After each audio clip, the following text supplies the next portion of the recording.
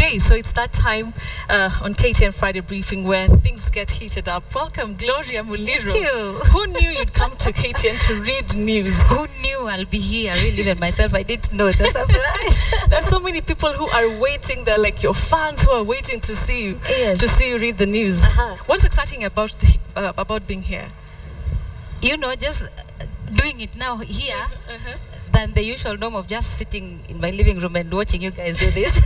Or you're so used to being interviewed, you know, the anchor asks you questions, so just, you know, kujibu tu. But now you're the one who's on the hot seat. Imagine. Gloria, how has your journey in your music career been? How has it been? My journey has been very tough, full of challenges. But I thank God that through the challenges, they have made me who I am. They have made me better. There's something I read about you, and I thought it was extremely inspiring. Yes. The fact that you were once a house help. Tell us about that. That was between 2000 and 2001. There. It happened that way because after high school, I wasn't able to clear my fee balance. So the only option that was there is to find something that would give me an earning to save cash, you know, to help myself. To help yourself. So I ended up just working as a house girl. And 3 years down the line, God just came through for me.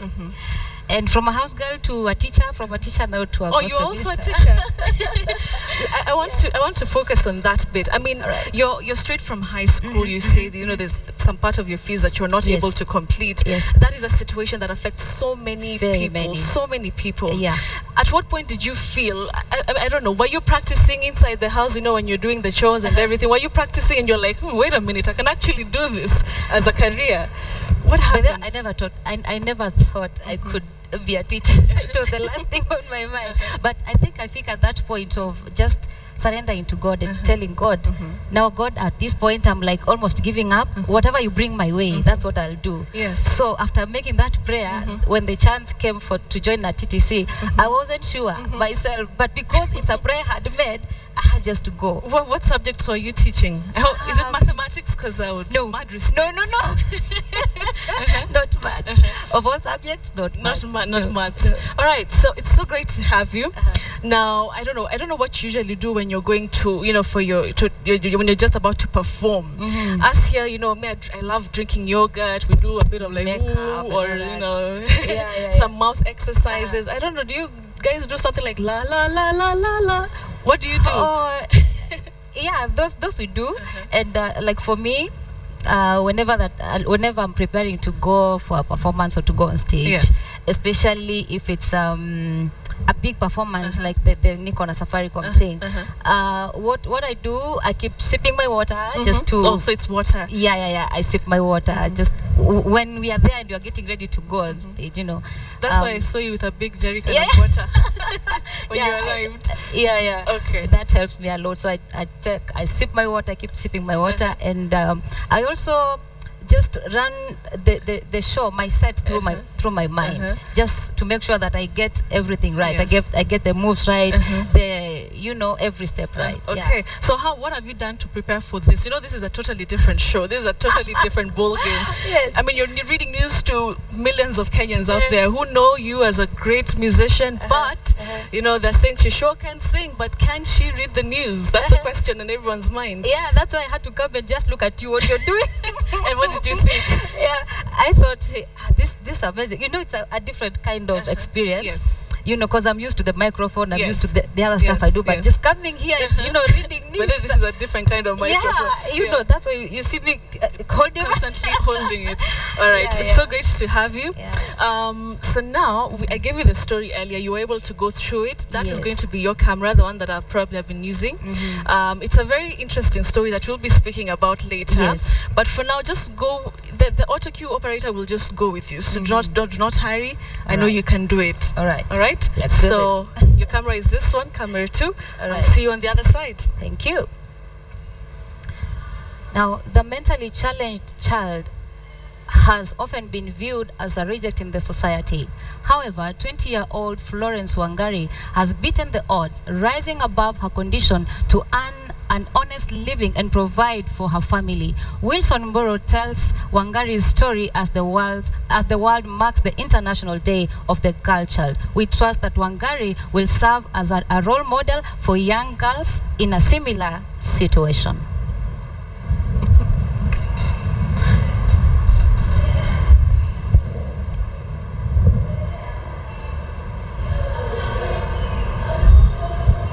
That was really good. Thank you. The mentally challenged child has often. Okay. Take that again.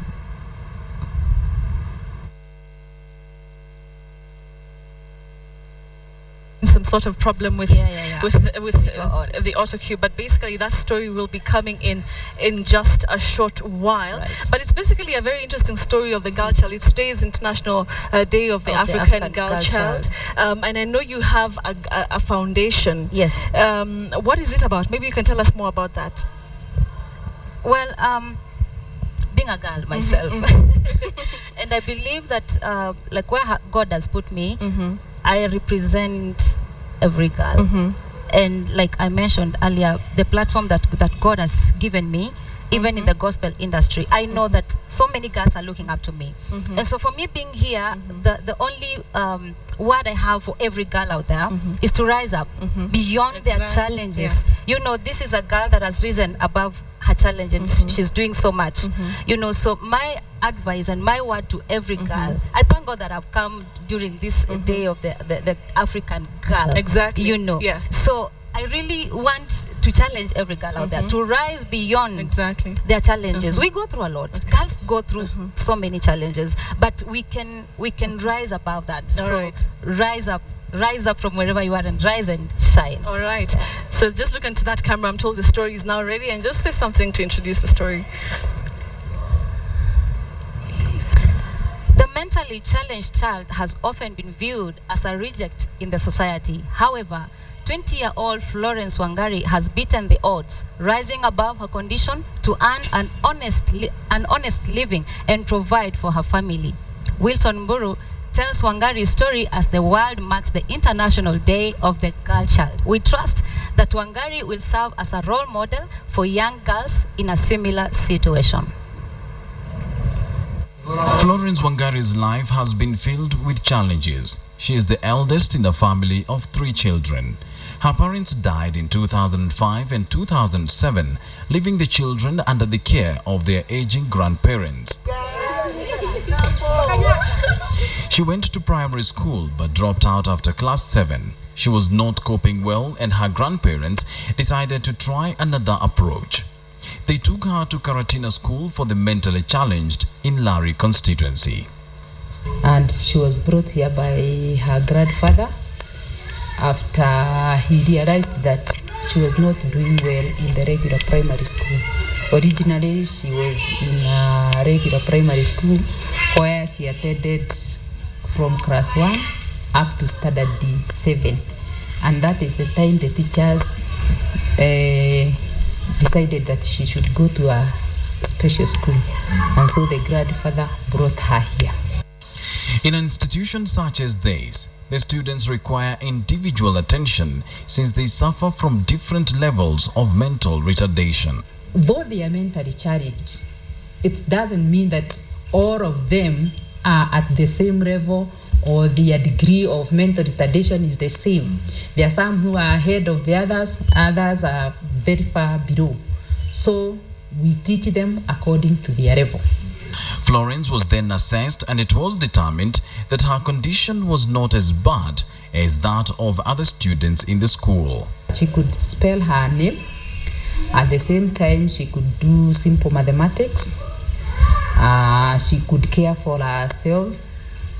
That is, she did not require activities of daily living. She could not be trained in that because she was well in that. We started by introducing her to home management, whereby we selecting food, part of cookery. She is able now to make some of the light food, like making, frying. She can manage to do that. Then we introduced her to weaving. She was in the school for 3 years, where she developed a key interest in weaving and bead making. After completing her course, the school absorbed her as one of the workers. With her new job, Florence could now put food on the table, relieving her grandfather of the burden. Wakati msara ile anapata, anakuja na nasaidia naye kwa hata kwa kusaidia watoto kukula chakula. Na kisha wakati mwingine, yani kununua chakula. Na wakati mwingine hata nguo ananunua nguo.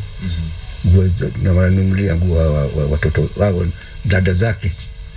There have been reports of mentally challenged children being locked in houses across the country.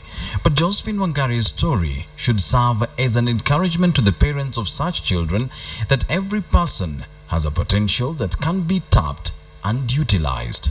Florence Wangari has epitomized the phrase, disability is not inability. Even with her condition, she is still able to provide for her aging grandfather and her siblings. The question now is, what is stopping you from achieving your dreams? Reporting for KTN, I'm Wilson Mburu. Such an inspiring story. How do you think you fared? I know we had a glitch there, but that's TV for you. It's very. Is it different from when you perform on stage? Do things sometimes go south? It happens. It happens. These things happen everywhere. Yeah. All right. So, I mean, looking at that story, you're telling us about the foundation that you've started. Yeah. What is it about, and how are you looking into helping more and more girls? Well, you know one thing, Betty. My growing up. I went through very harsh conditions. Yes. And so I believe God was preparing me for some mission. And like now, where God has put me, I look at children that are in, situations that I went through, and my heart just goes out to them. So yeah, my desire is to, just reach out to these children and just give back as a way of just giving back. All right. Yeah, so I've started small, but I believe that it will become something very big and that it will make impact, not just in Kenya. All right. Yes. You're such an inspiration. We'll be coming to you.